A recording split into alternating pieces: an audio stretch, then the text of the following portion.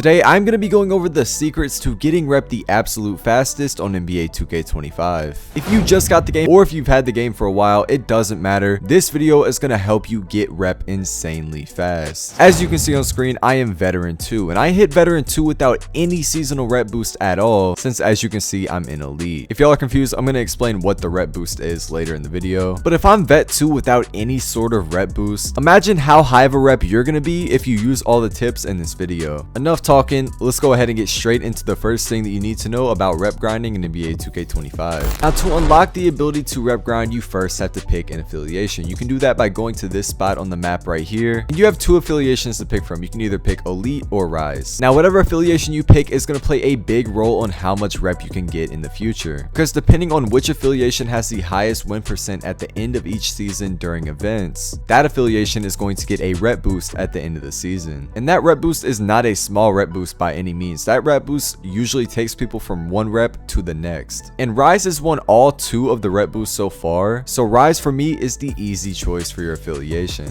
Now, Elite is winning this season right now. Do we know if it's going to stay like that? We have no idea. Rise has won the last two, so you know all signs are pointing to Rise, but Elite is in the lead. But again, the safe choice is Rise. Now that you've joined an affiliation and unlocked rep, now it's time to finally start grinding rep. Now, before we get into the actual methods themselves, let's go ahead and talk about something very important. When it comes to getting rep, you want to prioritize getting the highest teammate grade possible. That right there is the most important thing when it comes to getting rep. Now, the highest teammate grade possible is of course an A+, and you can see what teammate grade you have during a game by looking at the top right of your screen, and whatever letter grade you have in the top right is your teammate grade. Now, if you make a bad play during a game, your teammate grade is going to go down, but if you make a good play, it is going to go up. So you're going to have to play like pretty much perfect if you want to get an A+.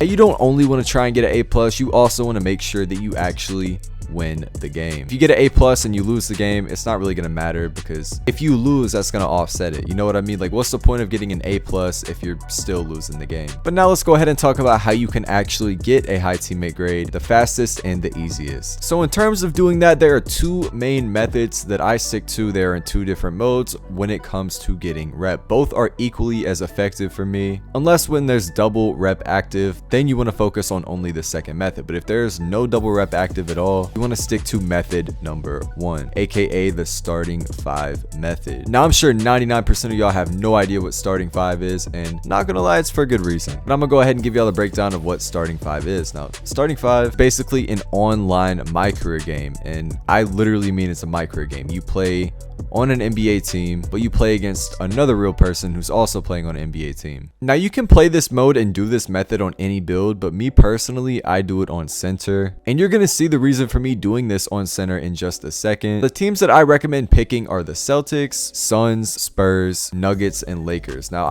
if you're a guard, I recommend picking the Lakers every single game, and if you're a big, go with any of the other teams that I just mentioned. Now, let's talk about the keys about starting 5. Number 1, you want to make sure you get the highest teammate grade possible. Keep in mind, if you get an A+, you're going to get the most amount of rep possible. Number 2, you want to try to make your opponent quit. The way that I play in the starting 5 is the most, like, I've made the most people quit with the way I play. Yeah, it's really weird, I'm not even gonna lie to y'all, but like, you gotta play like that if you want people to quit. Again, like I said, when people quit, you're gonna get your full amount of reps, so that's what you want to go for, because it's gonna save you a lot of time. Number 3, you want to make sure that you make adjustments. Now, that might sound a little confusing, but basically you want to make adjustments on both offense and defense. So when you're on defense, what you want to do, you want to hit L1, you want to hit the icon of the player that you want to make adjustments for. So let's make a scenario, right? Let's say you have Alex Caruso and you're playing with the Thunder. You obviously will want Alex Caruso to guard ball. So hit L1, hit his icon, and then you hit the icon of player you want him to guard. It's going to pop up on the right of your screen. Now, that's everything you need to know for the defensive adjustments. Now, on offense, it's not really adjustments, it's more calling plays. Now, if you're on guard in the starting 5, you don't really need to call plays. All you really got to do is just call for a screen and try to glitch the AI and get a free 3.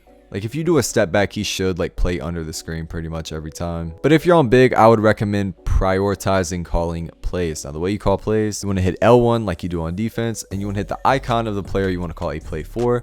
So for me, I'm calling a play for Kevin Durant. Well, I usually call one of two plays, either floppy or cut to basket. Cut to basket is a backdoor cut, very simple, just runs to the paint. And if you do floppy, that plays a little bit more complicated. So if I call a floppy for Kevin Durant, he's gonna hit an off ball like to the rim. So he's gonna have like the first opportunity is gonna be a backdoor. If it's not there, then he's going to go out to the perimeter and look for a shot. That play is really my bread and butter in the starting five because it's open 70% of the time. I mean, most people can't keep up with Kevin Durant. Even if they do, I mean, it's KD. You know, he's just going to shoot over him. Now, this play style right here is pretty much unstoppable. I have yet to play somebody who's actually stopped it. There's literally no way to stop this play style, and that's why I run it. I know it sounds confusing when I explain how to play like this on big, but it's really simple. And you're going to get the same amount of rep in the starting five that you would get from a game of rec that you win or a game of pro M5s, which is a really good amount of rep. That's pretty much it for the starting five method. If any of y'all are confused, do not hesitate to leave a comment. I respond to every single comment. So if you're confused,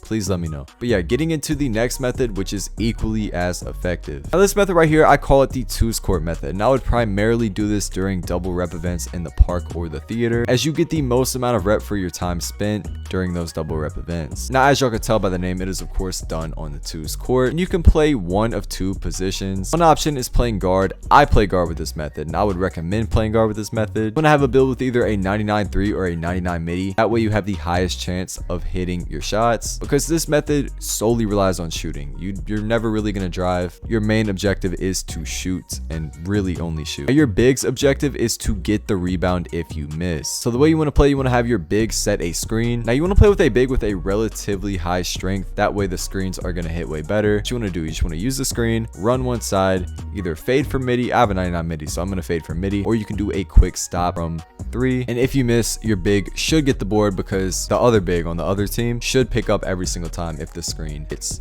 That opens up the lane for the board for your teammate. Now let's talk about specific builds that I use for this, right? So like I said, I do this method on guard, and the build that I'm on is my 99 midi, 99 steal, 99 perimeter guard. He is a 5'9", but don't let that scare you, because as y'all can see by the screenshot, this was like my first few games on this build. Not even joking, I went on a 50 game streak. The only reason I didn't keep going is because the park died and we couldn't get games.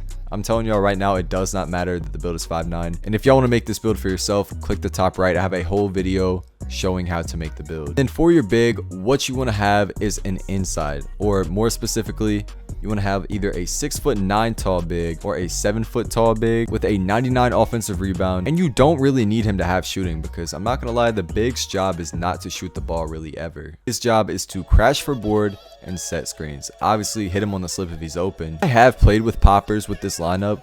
Yes, I still win, but like, it's more fluky, you know what I mean? If you play with a popper, which is a shooting big, by the way, you can get by with it. I'm telling you, it's not going to be an issue, but you would be better off with the inside. So I would see if your teammate could make an inside, or if you could pick up a inside. Listen, the main goal is just to play on the twos court, because the twos court, you're going to have the ball for longer. You keep the ball, you're not going to get defensive breakdowns, which brings down your teammate grade. You just want to make sure when you play the twos court, you want to make sure you get an A+.